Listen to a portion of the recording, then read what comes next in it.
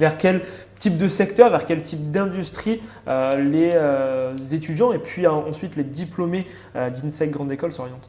Alors, on va retrouver les classiques des écoles de management avec la finance, l'assurance, le marketing, la distribution. Mais d'ailleurs, je voudrais dire ce que je dis souvent aux étudiants, c'est faites bien la différence entre le secteur d'activité et le poste que vous allez occuper. Un exemple, on peut faire de la finance dans la banque, on peut faire de la finance dans le développement durable, on peut faire du marketing dans la grande distribution, on peut faire du marketing dans l'industrie. Donc, juste pour bien différencier les choses, il faut avoir cette lecture, cette double lecture. Et donc, on retrouve les classiques, comme je vous le disais, finance, marketing de luxe, banque, contrôle de gestion, audit, supply chain. Mais on retrouve aussi, vous voyez, dans notre nouvelle offre de major en M2, on a créé une majeure sur Digitalization, AI and Big Data. Alors, ça peut surprendre. L'objectif, c'est pas de faire de nos étudiants des ingénieurs. Pas question. L'objectif, c'est d'aider les étudiants qui auraient envie, par exemple, de créer leur business en créant une application. Eux, ils feront le benchmark, etc., mais ils vont travailler avec des ingénieurs.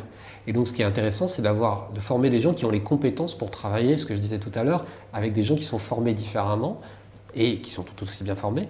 Mais ces questions de technologie, c'est transversal à tous les secteurs. Et notre responsabilité, c'est de préparer nos étudiants à ça.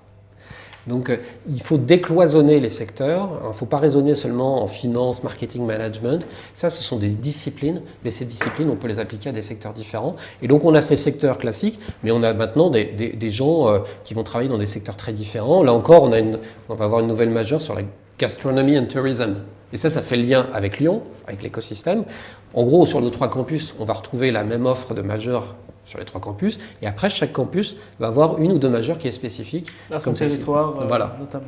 Et ensuite, vers quel type de pays? On sait que justement, après des grandes écoles qui se veulent de plus en plus internationales, les étudiants s'orientent de plus en plus vers, on va dire, un début de profession, excusez-moi, à l'étranger. Justement, à INSEC Grande École, la part des diplômés à l'étranger représente combien à peu près? Alors ça, c'est un vrai levier. Et ça, c'est un de mes chantiers. Un de nos chantiers pour l'avenir, parce que pour l'instant, la très grande majorité des étudiants, des diplômés de l'INSEC travaillent en France essentiellement, et on est, je crois, seulement à 6% des étudiants qui commencent leur carrière à l'étranger.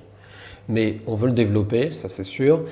C'est un changement culturel et on veut, par cette nouvelle maquette, entre autres, rassurer les étudiants sur le fait qu'ils peuvent s'autoriser, ils peuvent le faire. Et on a de plus en plus d'alumni justement qui ont commencé à la carrière à l'étranger, qui veulent communiquer avec nos nouveaux étudiants pour leur expliquer que tout cela est possible. Et quand ils vont travailler à l'étranger, souvent c'est la majorité, on en a vraiment aussi hors Europe, mais la majorité sont en Europe, dans les pays mitoyens, Allemagne, etc., Angleterre. On en a d'autres en Amérique du Sud, etc., mais en moindre proportion.